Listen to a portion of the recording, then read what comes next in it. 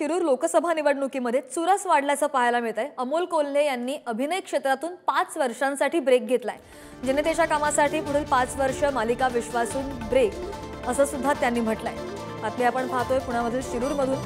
शिरूरचे लोकसभा निवडणुकीचे अमोल कोल्हे हे उमेदवार आहेत आणि लोकसभा निवडणुकीमध्ये आता त्यामुळे चुरस वाढलेली पाहायला मिळते। अमोल कोल्हे यांनी अभिनय क्षेत्रातून 5 वर्षांसाठी ब्रेक घेतलाय।